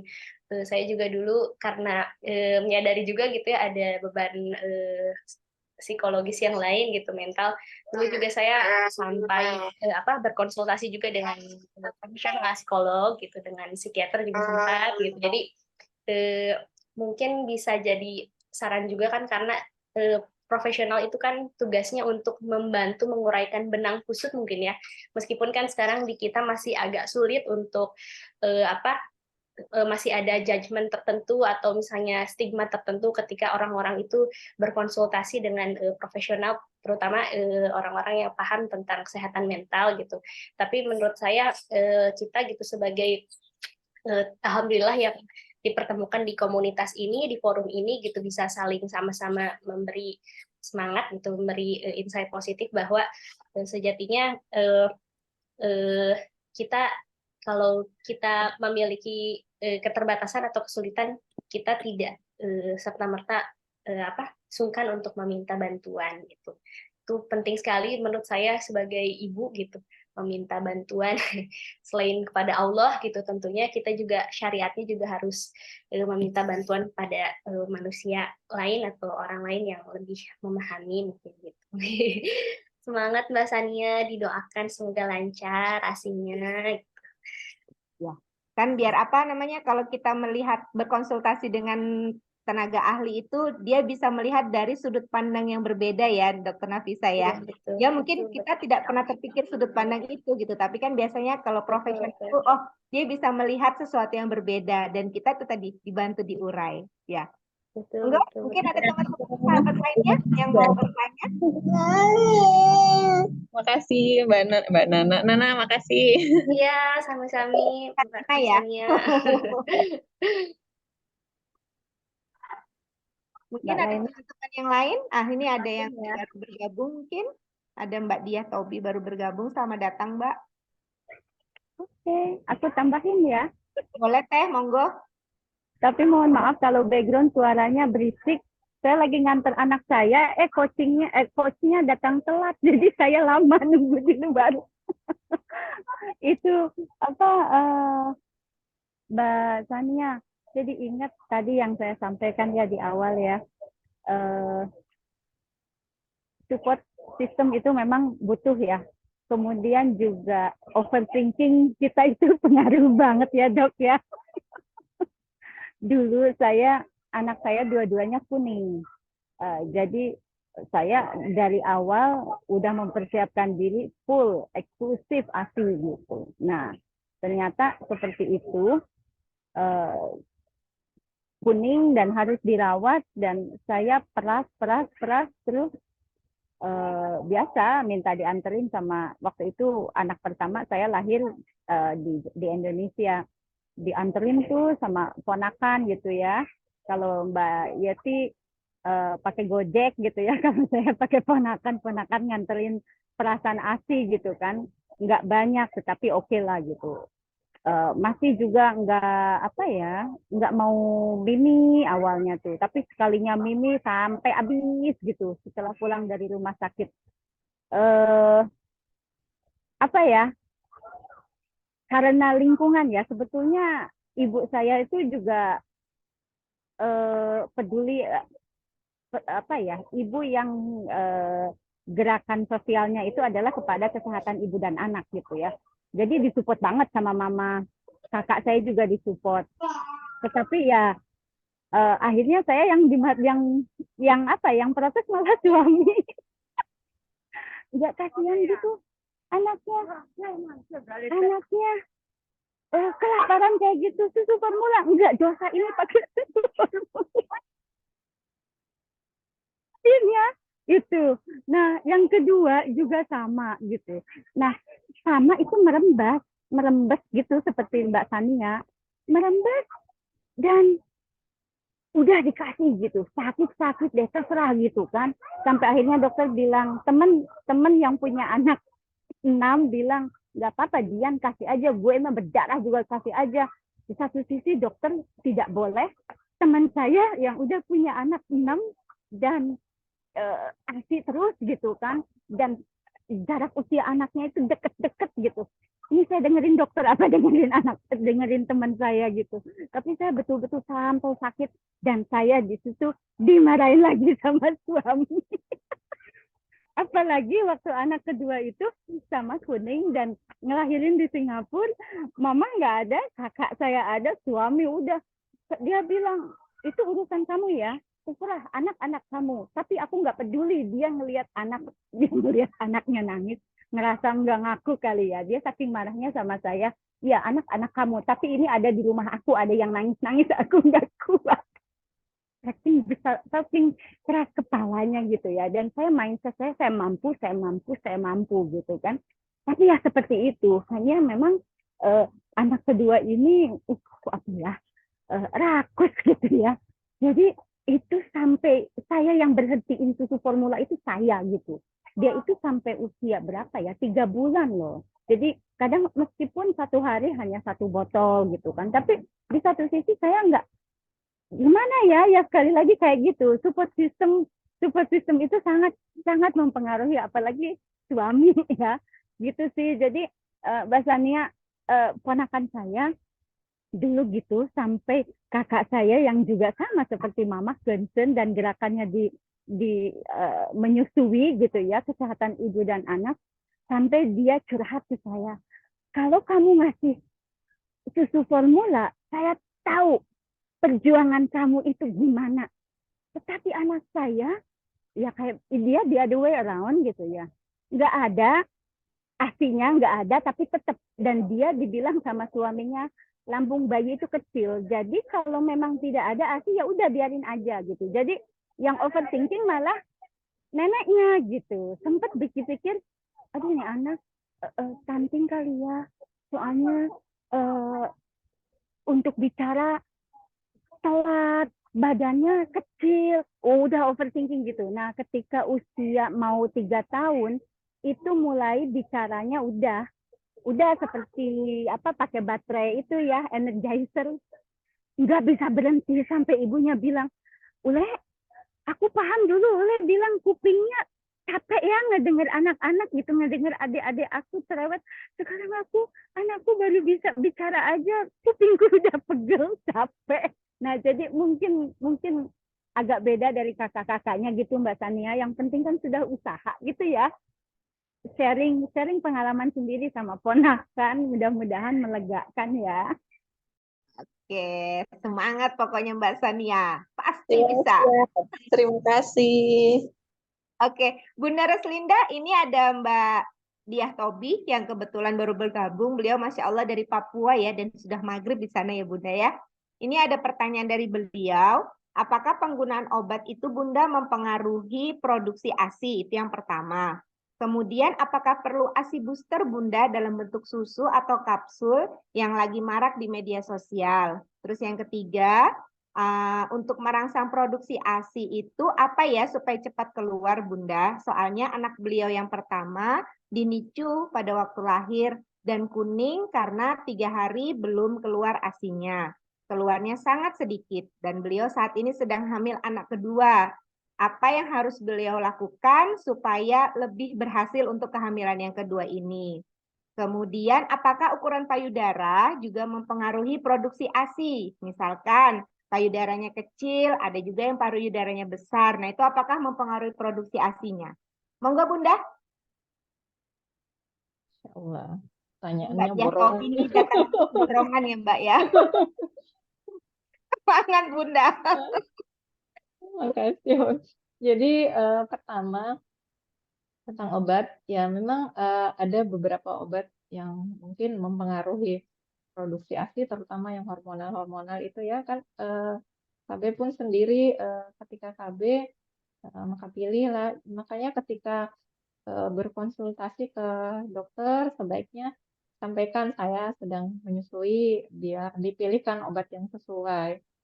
Kemudian pertanyaan kedua tentang tadi apa ya Mbak? ASI booster, Bunda. ASI booster yang banyak beredar Ya, sekarang. ini iklannya banyak akun-akun yang wah apa ya, jadi prinsip produksi ASI sebenarnya makin banyak dikeluarkan, makin sering dikosongkan payudara, makin banyak produksinya. Jadi untuk ASI booster itu sebenarnya tidak perlu. Jadi kosongkan saja sesuai berikan saja susui langsung. Jadi yang paling efektif mengosongkan payudara yaitu DBF, direct breastfeeding. Jadi kalau memang mau ASI booster ya makan makanan kesukaan. Kalau misalnya suka coklat ya makan coklat. Kalau suka atau misalnya pengen dipijatin ya sama suami ya itu lebih bagus tuh untuk ASI booster dibanding macam-macam. Sebenarnya kalaupun banyak testimoni bahwa setelah minum ini ASIku lancar, itu sebenarnya pengaruh ini juga sih, karena pengaruh hormon oksitosin ketika kita mempercayai sesuatu apapun itu isinya, mungkin kalaupun mereknya ini terus diisinya cuman mungkin diisinya tepung atau apa, itu juga bisa loh. Karena pengaruh psikologis ibu itu akan mempengaruhi. Jadi kalau misalnya lagi sukanya me time, scroll-scroll HP sebentar, itu meningkatkan rasa bahagia, itu salah satu ASI booster juga. Jadi nggak perlu cari produk-produk di luar, yang ada saja. Jadi nggak perlu merek A, B, C, D itu. Kemudian yang pertanyaan selanjutnya, Mbak, Apakah ukuran payudara itu berpengaruh, Bunda, dengan produksi ASI-nya? ini pertanyaan yang bagus ya. Jadi ukuran payudara itu dipengaruhi oleh lemak. Jadi ketika lemaknya banyak, makanya ukuran payudara yang besar. Tetapi yang pabrik ASI itu adalah kelenjar ASI. Kelenjar ASI itu hampir sama semua jumlahnya untuk setiap orang. Jadi ketika kelenjar itu tidak ada masalah, produksi ASI tetap bisa sesuai dengan kebutuhan bayi. Jadi tidak perlu mau ukurannya kecil kayak atau segede. Ada juga kok yang ukurannya besar, tapi kalau jarang disusui juga ya produksinya juga tidak akan tidak akan mencukupi kebutuhan bayinya. Jadi ukuran payudara tidak mempengaruhi produksi ASI. Oke. Kalau ini tadi Bunda, beliau sedang hamil sekarang, misalkan untuk hamil yang kedua ini, bagaimana biar bisa merangsang produksi ASI-nya lebih cepat? Apa cukup dengan ASI booster yang tadi Bunda bilang gitu? ASI booster ala Bunda Roslinda ini ASI booster yang gue banget gitu ya Teh Endang ya. Yang suka drakor ya drakor ASI boosternya. Yang suka dipijat relaksasi sama suami gitu ya. Malah macam-macam variannya banyak ya Bunda ya. Nah, kalau memang agar ASI-nya nanti lancar saat melahirkan, jadi ikuti itu. Jadi yang pertama kan butuh dukungan, terutama suami ya. Pertama sampaikan ke suami, saya ingin menyusui. Seperti saya dulu waktu waktu hamil anak pertama, saya sudah sampaikan ke suami kalau saya nanti mau ini, dan alhamdulillah beliau setuju. Sampai waktu itu kan 2007 itu kan belum banyak ya rumah sakit yang sayang ibu. Nah, waktu itu saya sempat, waktu anak saya menangis, datanglah bidannya, Bu, bayinya lapar, dikasih sufor. Tidak, suamiku juga bilang tidak ya. Dengar lagi nangis, Bu, dikasih sufor. Tidak, sampai petugas kesehatannya tuh jengkel pada kami. Kok ini jadi maksudnya ketika super sistem itu kuat, ada yang mendukung kita untuk memberikan, itu akan sangat-sangat membantu, terutama suami. Dan jadi makanya ketika ke konselor itu butuh bawa suami atau dengan mertua mungkin yang dekat dengan kita, atau misalnya serumah, itu harus ikut saat ini Kak, agar mereka dapat, makanya perlu konseling 2 kali selama hamil untuk mendapatkan itu. Jadi ada teman konselor itu kalau kliennya datang, dia tidak mau kalau suaminya tidak ikut. Dia bilang nggak usah katanya, karena itu support system yang paling mendukung untuk keberhasilan. Kemudian setelah tahu ilmunya, pastikan cari rumah sakit yang sayang ibu dan bayi, menerapkan IMD.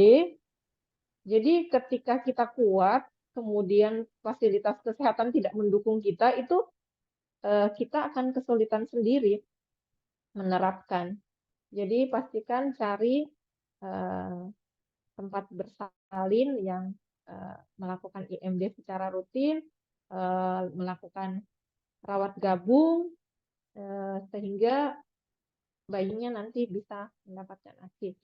Dan ketika rumah sakit yang dipilih itu sesuai, dia akan membantu kita untuk mendukung. Jadi akan diajarkan posisi dan perlaksanaan yang tepat. Mungkin kalau saat ini kita lihat teorinya beda ketika bayi sudah ada di tangan kita pasti, dan setiap anak itu punya perilaku yang berbeda. Jadi eh, mungkin anak kedua, pertama kedua berhasil, belum tentu anak yang ketiga. Lain lagi tantangannya. Jadi setiap anak punya tantangan tersendiri. Jadi kita perlu siap untuk ini, ilmunya, kemudian support system, dan pasti cari tempat pelayanan yang mendukung akses eksklusif. Memang suami itu adalah support system yang harus paling pertama dan utama ya Bunda ya. Karena kalau sudah suami itu dukung, insya Allah apapun halangannya itu kita pasti sanggup gitu loh. Kita pasti bisa. Mungkin setelah itu didukung sama mertua, wah itu lebih mantap lagi tuh. Bunda, ini ada pertanyaan lagi dari Mbak Diah Tobi. Oh ya, Mbak Diah Tobi tadi mungkin karena Mbaknya terlewat tadi di materi Bunda ada menyampaikan kapan waktunya kita harus bertemu dengan konselor. Itu tadi seperti yang Bunda sampaikan. Jadi ada 2 kali nih ya Mbak Diah Tobi bisa berkunjung ke konselor bawa suaminya kalau bisa ya. Ini ada pertanyaan lagi Bunda dari Mbak Diah Tobi masih. Penggunaan KB spiral atau IUD apakah berpengaruh ya Bun buat ASI? Sepertinya saya kebobolan ini karena nggak pakai KB. Gak apa-apa, rezeki Mbak. Monggo Bunda. Insya Allah rezeki. Kalau mengenai KB saya tidak terlalu ini ya, karena setahu saya alat KB ada yang hormonal, ada tambahan hormonal, ada yang ini saja ya. Mungkin Mbak Leo lebih tahu ya tentang alat KB, karena saya tidak terlalu ini. Ya. Yang saya cuma tahu itu kalau ada hormonal pasti akan mempengaruhi sih, tapi kalau yang cuman alat ini saja, logam itu enggak.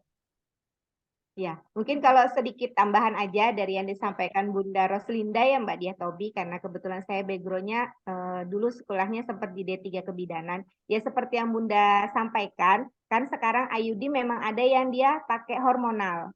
Nah, mungkin kalau untuk yang kita masih menyusui, kalau kayak saya sendiri pengguna IUD juga ya Mbak, dari hamil anak saya yang pertama. Kalau saya kebobolannya anak saya yang ketiga itu karena saya mau coba-coba pakai pil Mbak justru. Kan mendengar dari banyak pasien nih, oh, pakai pil tuh begini-begini, saya mau mencoba lah akhirnya. Tapi ternyata saya tidak sanggup. Saya hanya sanggup bertahan pakai pil tuh 2 bulan. Saya pusing, mual, seperti orang hamil muda begitu.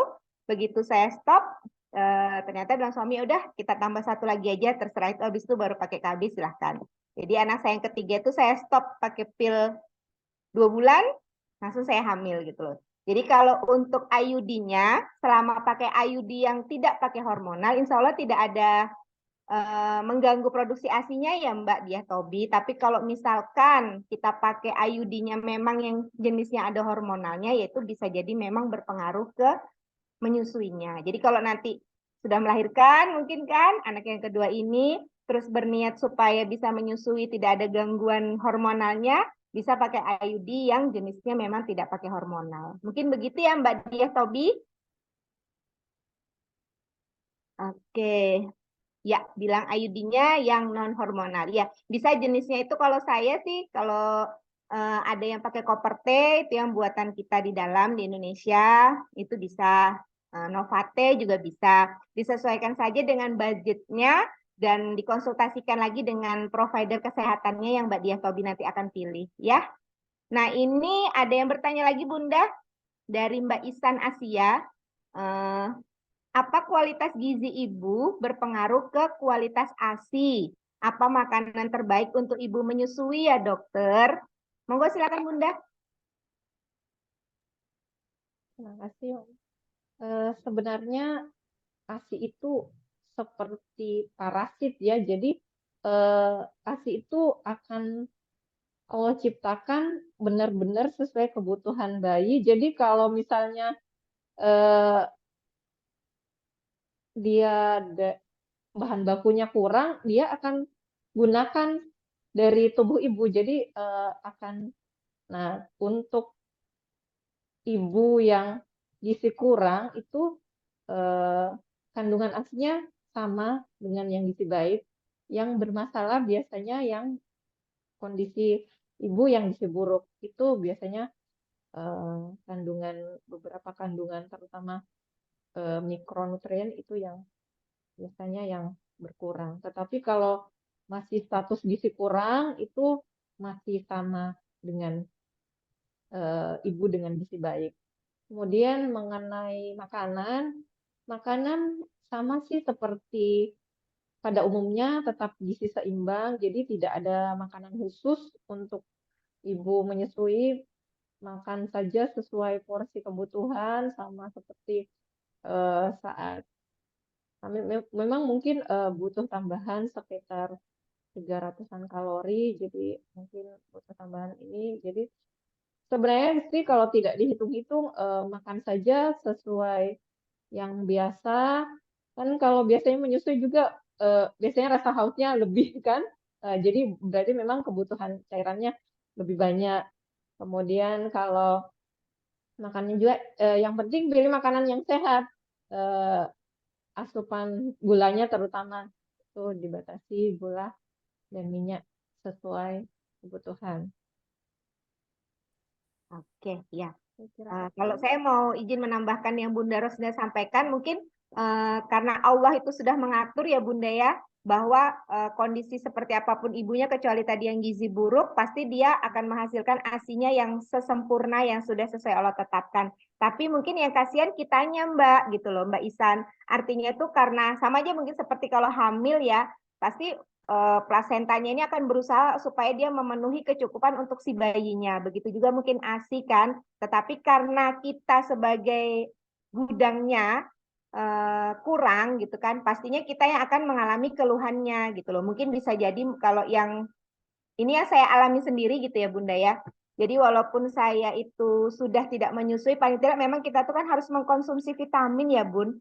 Karena kan walaupun kita mungkin makan sehari-hari kita mungkin dengan proses memasak atau segala macam, apa kan vitaminnya bisa terurai. Itu kadang kalau saya itu sering mengalami keluhannya sudahnya overweight badannya itu biasa kaki Bunda. Jadi biasanya itu kaki suka ada keluhan tuh kan gitu loh. Jadi kalau misalkan kitanya ini kurang gizinya gitu kan, kurang gizinya ya artinya pasti insya Allah seperti Bunda Rosinda bilang tadi, ya kualitasnya insya Allah tetap optimal gitu loh. Tapi kitanya sendiri yang akan mengalami keluhan-keluhannya itu gitu kan. Kita memberikan ke anak bisa maksimal, tapi kan kita sendiri tubuh kita yang digerogotin gitu kan. Mungkin gitu ya Bunda ya. Jadi memang harus ibunya itu jadi ibu tuh harus gizinya harus bagus. Seperti yang Teh Endang bilang ini, menjadi ibu menyusui itu adalah kenikmatan tiada duanya. Kita bisa makan apa saja dengan enak. Bunda Roslinda, ini tadi ada komentar dari Teh Endang tentang pepaya mengkal ya. Biar ini bukan hoax gitu ya Teh Endang. Benar atau enggak nih pepaya mengkal itu bagus gitu kan. Supaya kita tidak katanya gitu kan. Gimana ini? untuk apa Mbak? Ya. Pepaya mengkal untuk Untuk apa? Untuk nyusuin ya Teh Endang? Iya, jadi saya suami kan orang sini ya, orang Singapura. Nah, jadi kalau katuk itu kan sudah terbiasa. Nah, kalau pengalaman saya, ternyata saya juga alhamdulillah nemu tuh katuk gitu ya di pasar basah yang dekat rumah saya dulu waktu saya masih menyusui anak pertama. Pindah ke sini agak sedikit jauh ke apa ya, ke pasar yang jual katuk. Buat saya pengalaman saya sendiri, kalau orang tua yang sudah umumnya menyampaikan katuk itu bagus buat produksi ASI, buat saya terbuktinya enggak juga tuh. Nah, justru saya jadi kayak camilan itu apa sayur bayam, Dok. Jadi saya jadi saya tuh ya kadang kayak gini.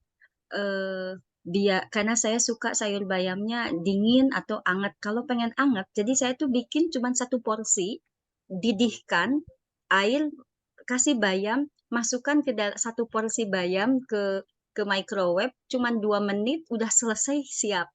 Jadi itu cemilan saya sayur bayam, makanya asinya banyak. Ketika pas nemu ada katuk, saya coba enggak juga tuh gitu. Jadi buat saya mindset saya bayam, meskipun saya tidak menolak, tapi saya pembuktian sendiri. Nah, saya dengar baik dari pihak orang tua saya maupun ipar-ipar saya di sini. Nah, ipar-ipar saya tuh cukup biasanya ngasih ASI hanya 6 bulan di sini. Dia itu terkaget-kaget ngelihat saya sampai 30 bulan, bahkan dia bilang ke adiknya, ke suami saya, bilang, untung loh punya istri si Dian, kamu hemat berapa tuh 2 bulan menyusui. Kan mahal banget di sini ya. Nah, jadi saya bilang, Dian, itu pepaya bagus gitu, pepaya mentah gitu kan, di sayur kayak dikukus kayak bagus banget. Terus kata suami saya, dia mah nggak usah pakai pepaya juga udah banyak, nanti malah banjir kalau pakai pepaya. Jadi saya berpikir udah itu dari ipar saya yang tinggal di sini, lalu dari Indonesia juga keluarga saya. Saya pikir gitu sih Mbak Lela. Jadi saya pernah mencoba atau tidak pepaya belum pernah. Gitu. Terima kasih. Secara pengalaman mungkin ada relate-nya gitu ya Bunda ya. Cuman mungkin data empirisnya belum ada. Mungkin gitu ya Bunda ya. Atau gimana Bunda Roslinda? Kalau tentang ini saya baru dengar sih, karena yang saya baca-baca sih yang banyak itu daun katuk. Dan malah Teh Endang makan bayam juga malah bikin ini. Jadi sebenarnya sih lebih ke mindsetnya saja ya, pikirannya saja bahwa oh, makan bayam. Nah, buktinya Teh Endang malah makan katuk tidak bikin asinya ini. Jadi lebih ke rasa ininya saja. Ya, ini mungkin ada Mindsetnya bahwa tambahan ini, masukan dari Mbak Isan Asia. Beliau pernah mencoba memakai pepaya mengkal dan berpengaruh gitu loh. Kalau dikatuk dia jadi banyak for milk-nya gitu loh. Siapa tahu dari ini Bunda Roslina nanti penasaran kan, pengen meneliti apa sih isinya dari pepaya mengkal itu. saya belum pernah Kayaknya baca saya. hari ini saya membuat Baru beberapa ide-ide. alhamdulillah dapat ilmu baru ini. Siapa tahu Beruntung Pernah saya baca. daripada hormon kan? Nah, bisa jadi penelitian Bunda Roslinda kan bahwa pepaya mengkal itu mengandung ini dan ternyata dia bisa merangsang untuk produksi ASI berlebih gitu kan. Wah, Masya Allah. Oke, mungkin ada sahabat lain yang masih ingin disampaikan? Karena di saya ini udah hampir jam 6 ya gitu loh. Karena Bunda Roslinda juga pasti sudah hampir maghrib ya di sana ya Bunda yang terlagikan gitu loh. Monggo teman-teman. Nanti kalau masih ada yang mau di-sharingkan, insya Allah kami dari Bengkel Bunda memfasilitasi besok, Bunda Ruslinda, insya Allah kalau misalkan ada teman-teman yang masih pengen menceritakan unek-uneknya, ada yang masih mau ditanyakan, boleh ngobrol aja di WAG Pojokan Bunda, Bengkel Bunda, silahkan ditulis aja di situ, nanti setelah Bunda Ruslinda senggang, beliau mungkin bisa memberikan jawabannya. Oke, apa masih ada yang mau berbagi cerita? itu Atau tadi Mbak Yeti ya, kalau nggak salah, Mbak Yeti atau Mbak Feby ya? Mbak Febri, kenapa Mbak Teh? Febri ya, Mbak Febri ya. Mbak Febri bilang justru saya bingung untuk Oh, memberhentikan. hentikan ya, betul-betul Teh. Mungkin ada bisa saran dari Bunda Roslinda, karena setahu saya Omar itu sudah berapa ya usianya Mbak Febri? Apakah sedang memantau?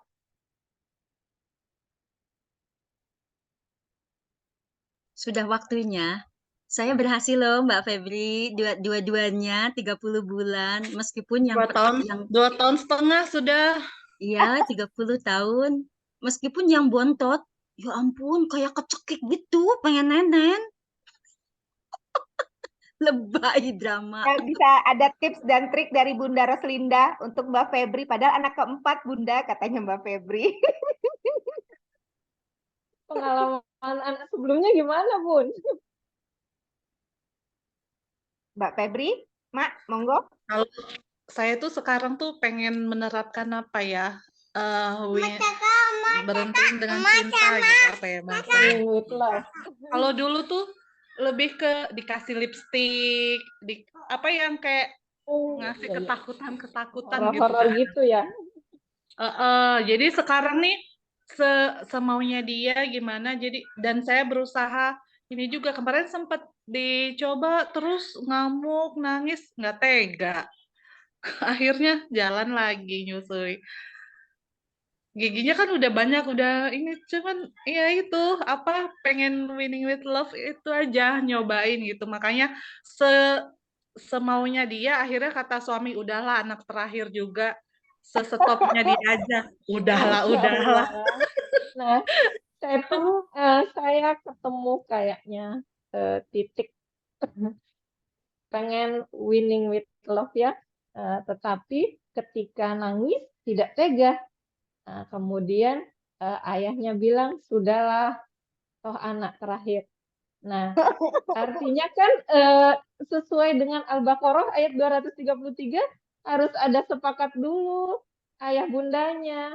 Dan kemudian ketika sepakat berarti bunda harus rela dulu karena memang menyapih itu kan seperti apa ya? Rasanya kayak putus cinta begitu ya. Putus Iya, cinta jadi berat gitu ya ketika Bunda. jadi ketika Bunda masih tarik ulur, belum ada kesepakatan, Bunda sendiri belum rela, jadi prosesnya akan memang tidak mudah. Tapi ketika ya Bunda perlu diskusi dulu sama suami. Jadi dia nanti yang akan mendukung. Dulu saya menyapi anak pertama itu suami yang benar-benar membantu saya untuk menyapi. Jadi dia yang temani mulai besok ya nak ini sampai saat mulai pelan-pelan akhirnya di stop pas di tepat usia sekian. Jadi di situ peran ayahnya sangat besar. Jadi perlu ada kesepakatan dulu baru eksekusi. Semoga membantu. Ya, berarti Mak Febri sepakat dulu dengan ayahnya Omar. Maunya kapan? Kalau belum ketemu kata sepakat ya sudah, biarkan aja. Bunda Roslinda, ini ada pertanyaan lagi dari Mbak Diah Tobi. Masya Allah ini beliau ini memborong pertanyaan dan saya yakin pertanyaan yang beliau tanyakan ini pasti teman-teman juga mungkin ada yang bertanya seperti itu ya. Pemberhentian ASI itu minimal atau maksimal di usia berapa Bunda? Monggo Bunda Roslinda. Ya kalau dibilang minimal ya pastinya kan ASI eksklusif 6 bulan. Dan kalau kita kembali ke Quran, anjurannya kan menyempurnakan 2 tahun.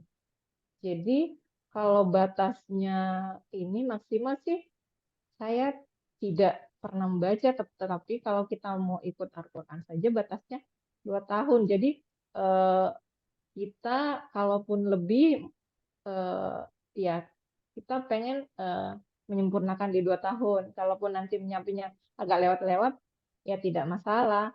Bahkan kalau di ini kan anjurannya sekarang sampai 3 tahun malah ya, karena ASI tetap mengandung antibodi dan anti infeksi yang sangat bermanfaat. Apalagi di masa-masa kemarin pandemi malah dianjurkan untuk tetap menyusui karena kita tahu manfaatnya. Jadi kalau batas maksimal sih kalau ini ya sampai anaknya tidak mau, dia akan menyapi sendiri. Karena ternyata ada lanjutan pertanyaan karena untuk yang hamil yang ini mau tidak mau anaknya harus disapi Bunda karena sudah kondisi hamil beliau. Nah, kalau sekarang sedang hamil sih sebenarnya kalau tidak ada masalah di kehamilan sebelumnya, saat ini juga janinnya sehat, kalau Bunda masih mau melanjutkan ya tidak masalah, nanti menyusui, tetap menyusui selama hamil nggak masalah. Setelah melahirkan pun masih lanjut ya tidak masalah. Ya, jadi semua dikembalikan ke keputusan Bunda dengan suami. Jadi tandem. Kalau masih mau lanjut nyusui nanti Ya, tandem. tandem. Nah, ini semoga ini pertanyaan Mbak Diah Tobi, pertanyaan terakhir ya ini ya Teh Endang masih ada satu ini. Misalkan anak sudah lulus ASI Bunda 2 tahun, apakah perlu diberi susu tambahan atau cukup makan saja? Karena kadang-kadang itu tadi pasti ada yang bilang, ayo anaknya dikasih susu formula tambahan. Nah, ini ibunya masih maju mundur. Bagaimana mungkin penguat dari Bunda Roslinda untuk kondisi yang ditemui seperti ini? Monggo Bunda. Terima kasih, ini pertanyaan yang bagus yang banyak ditanyakan sama ibu-ibu. Jadi sebenarnya sekarang kan prinsipnya gizi seimbang. Dulu memang waktu sebelum tahun 92 kalau nggak salah ya, sebelum ada gizi seimbang, itu memang menganut prinsip 4 sehat 5 sempurna. Jadi 5 sempurna itu harus ada susu. Nah, kita itu sudah lebih 30 tahun masih ke bawah-bawah juga harus susu. Bahkan banyak yang masih kekeh ketika anaknya disapi, mereka masih wajib minum susu. Jadi sebenarnya ketika anak itu cuma butuh ASI saja. Jadi kan sudah dijelaskan tadi yang setiap mamalia itu spesifik. Jadi air susu ibunya lah yang paling sesuai. Jadi ketika anaknya sudah disapi ya makan saja. Susu kan salah satu sumber protein. Jadi pengganti susu bisa dari makanan. Kalaupun bahkan kalau untuk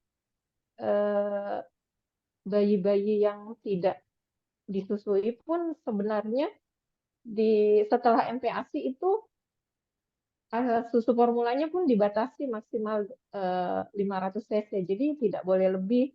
Apalagi kalau sudah selesai disapi ya tidak perlulah kita repot-repot menambah budget untuk membelikan susu, cukup dari makanannya saja yang bervariasi gizi seimbang. Jadi diperhatikan piring nasinya ya Bunda. Kalau sudah Ya. terpenuhi piring nasinya, porsinya Ya. insya Allah sudah terpenuhi.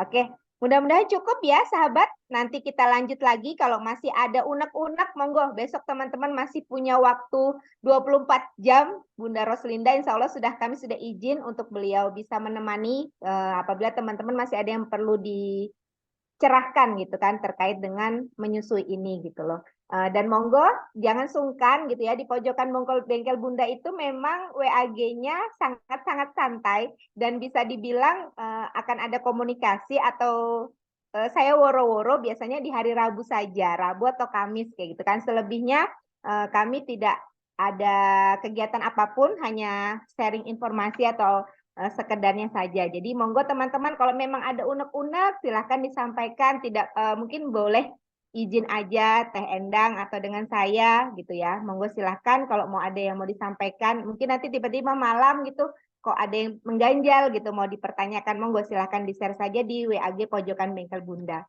Oke, terima kasih Bunda Roslinda. Mungkin ada kalimat penguat untuk teman-teman di sini yang masih dalam masa menyusui. Untuk closing statement-nya. Monggo silakan Bunda. Terima kasih. Jadi menyusui adalah proses normal untuk setiap ibu. Jadi susuilah bayi-bayi kita sebagai wujud syukur, karena ketika kita mensyukuri nikmat Allah yang sudah diberikan, insya Allah produksi ASI akan melimpah sesuai kebutuhan pertumbuhan bayi yang optimal. Terima kasih semua. Mohon maaf jika ada salah kata. Terima kasih. Ya, terima kasih Bunda Roslinda untuk 2 jam waktunya ini bersama sahabat Bengkel Bunda. Semuanya insya Allah banyak manfaat, banyak ilmu, dan banyak insight baik yang bisa kita ambil untuk teman-teman menguatkan niatnya untuk bisa menyelesaikan masa persusuannya. Atau malah mungkin ada yang lebih dari masa susuannya. Terima kasih, dan sebelum kami tutup, kayaknya kita open kamera dulu untuk sama-sama foto bareng kita ya, teman-teman yang bisa open kamera, monggo silahkan.